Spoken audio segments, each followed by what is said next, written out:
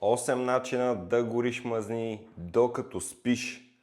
Ако можеше да гориш повече мазнини от корема докато спиш в леглото, да станеш по-слаб и да останеш слаб, щеше да е значително по-лесно. Като човешки същества, ние прекарваме около 1/3 от живота си в сън. И макар да звучи прекалено хубаво, за да е истина, всъщност е напълно възможно да гориш значително повече мазнини в покой, отколкото гориш дори в момента, докато гледаш този клип. Затова в днешното видео ще ви дам 8 доказани начина да ускорите изгарянето на мазнини докато спите. Първо, макар увеличението да няма да е огромно, един от най-лесните начини да повишите метаболизма си и да горите повече калории по време на сън е да изпиете казинова протеинова напитка 30 минути преди лягане и да вземете алтернативен източник на протеин. Проучвания показват, че казеинът се усвоява добре докато спите, а храносмилянето му влияе положително на метаболизма в покой през цялата нощ и дори до следващата сутрин. Тъй като казеинът се разгражда бавно, той осигурява непрекъснато освобождаване на аминокиселини в кръвта, докато спите. Това може да помогне да се поддържа мускулният протеинов синтез през нощта, което предотвратява разграждането на мускули и подпомага възстановяването. Друго голямо предимство на казеина преди лягане е, че може да ви държи сити по-дълго. Това помага да се намали късното похапване или преяждането точно преди сън. Като треньор много често чувам, че много хора се борят с късни вечерни желания и често несъзнателно изяждат стотици и стотици калории точно преди да легнат. Една засищаща казинова протеинова напитка или алтернативен източник на казин, като извара или гръцко кисело мляко, може ефективно да намали апетита през нощта и да свали общия прием на калории. Приемът на казеин преди сън, правен постоянно във времето, е доказано, че подпомага и мускулната сила и мускулният растеж. А това всъщност е един от най-добрите начини да гориш повече мазнини от корема и като цяло тялото докато спиш, като изградиш повече мускулна маса. Мускулната тъкан е метаболитно активна и е значително по-активна от мазнината. Това е така, защото изисква енергия, за да се поддържа.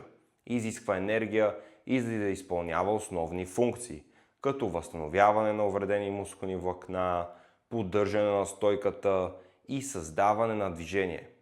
Този постоянен разход на енергия води до по-висок метаболизъм в покой, което означава, че когато си в покой, независимо дали спиш или лежиш на дивана, ще гориш повече калории на минута, на час и на ден, отколкото ако имаш по-малко мускулна маса.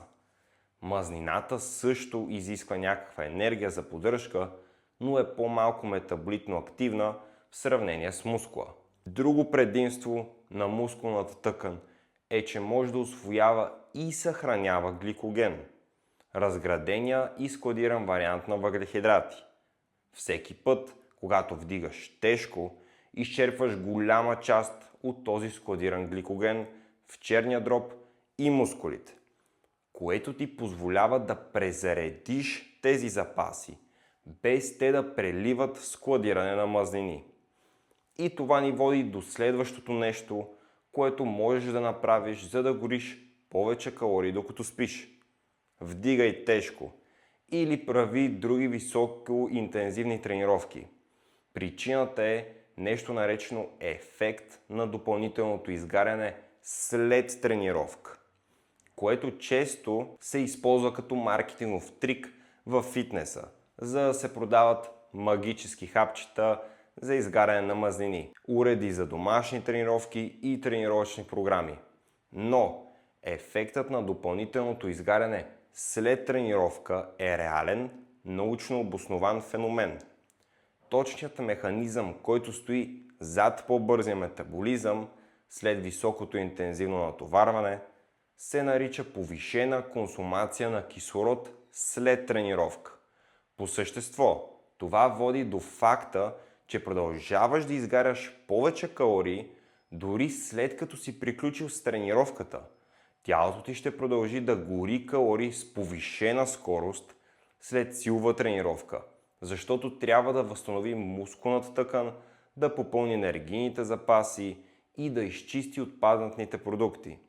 Това повишено изгаряне на калории след тренировка може да продължи от няколко часа до цели 2 дни след последната серия.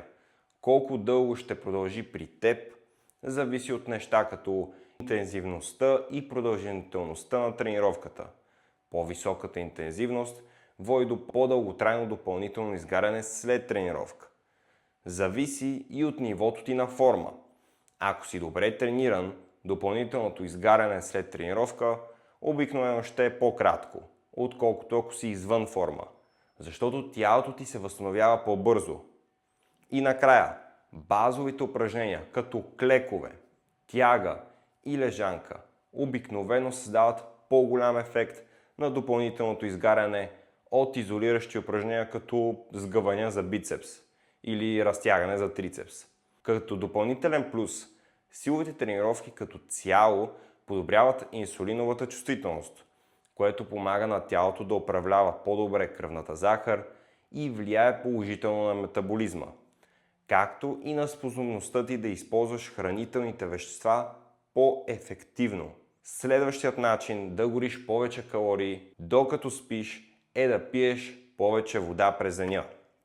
Дори леката дехидратация може значително да забави метаболизма ти, защото водата участва в много метаболитни процеси и липсата й може да наруши тези функции.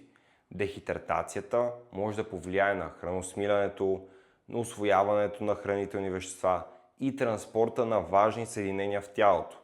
Всичко това изисква вода. Дори лека дехидратация може да доведе до хормонални дисбаланси, които влияят на апетита и метаболизма, като потенциално карат тялото да пести енергия и да гори по-малко калории в покой. Има и нещо наречено термичен ефект на водата. Казано просто, тялото изразходва малко енергия, за да загрее водата, която пиеш, до нормална телесна температура. Макар този разход да не е огромен, той все пак добавя малко към общия ти метаболизъм. Като цяло, пиенето на повече вода носи много ползи за горене на мазнини, освен лекото повишаване на метаболизма в покой. Например, ако пиеш достатъчно вода преди хранене, това може да помогне да контролираш количество калории, които изяждаш, като увеличава чувството за ситост. Някои проучвания показват, че това може да ти спести стотици калории на ден. Друг начин да подобриш метаболизма си, дори докато спиш, е да се увериш, че щитовидната ти жлеза функционира оптимално. Отдавна е потвърдено, че щитовидните хормони имат огромно влияние върху метаболизма. Основната причина е, че те регулират термогенезата, производството на топлина в тялото. Затова е особено важно да приемаш достатъчно йод, защото щитовидната жлеза използва йод, за да произвежда щитовидни хормони. Проблемът е, че според Световната здравна организация цели 35% от населението по света не приема достатъчно йод. Солта е основен източник на йод, но обикновената морска сол няма много йод. Затова е добре да замениш обикновената сол или морската сол с йодирана морска сол или обикновена йодирана сол. Други микроелементи, които са важни за щитовидната функция, са цинкът и селенът. И двата участват в превръщането на щитовидния хормон Т4 в активната му форма Т3. Вярно е, че спортуващи хора и хора, които се потят много, често имат недостиг на цинк, защото цинкът се губи чрез потта.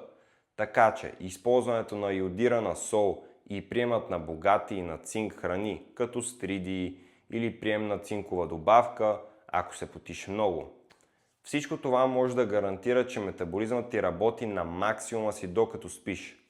Друго нещо, което можеш да направиш преди лягане, което леко ще помогне да гориш повече калории и да спиш по-качествено, е да вземеш студен душ.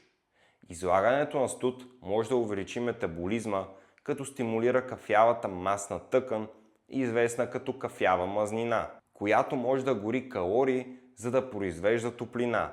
Когато вземеш студен душ, се постарай водата да удря врата и раменете, защото там има високи количества кафява мазнина.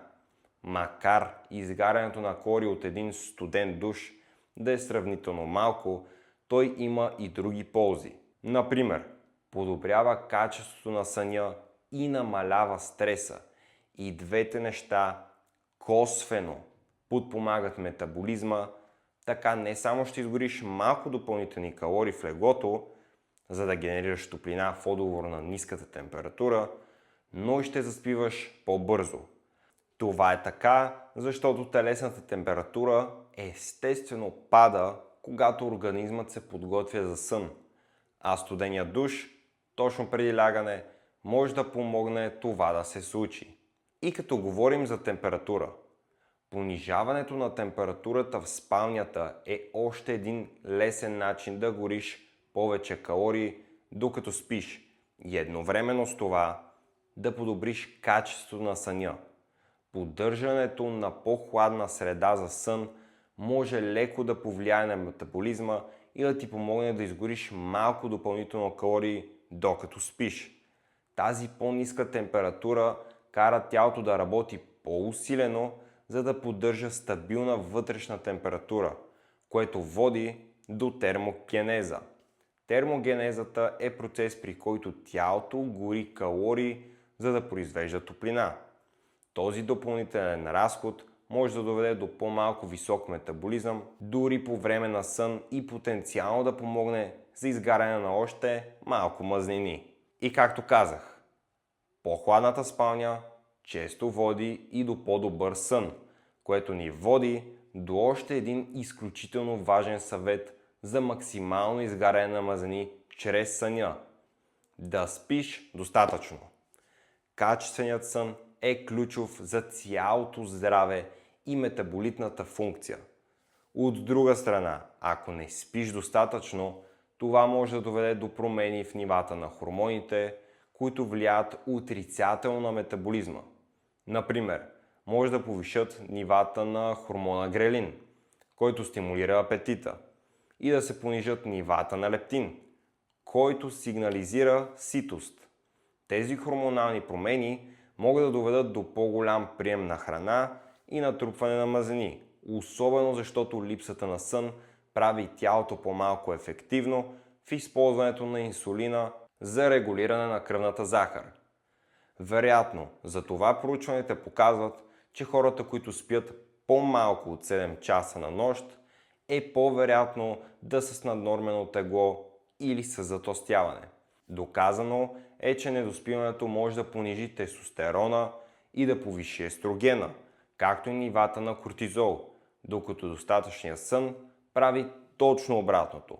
По-високият естроген и кортизол правят по-лесно складирането и задържането на телесни мазнини, докато високият тестостерон улеснява горенето на мазнини, изграждането на мускул и поддържането на нисък процент подкожни мазнини. Очевидно, недоспиването също така ще направи по-уморен и на следващия ден и ще намали калориите, които гориш, дори от дейности, които не са тренировка.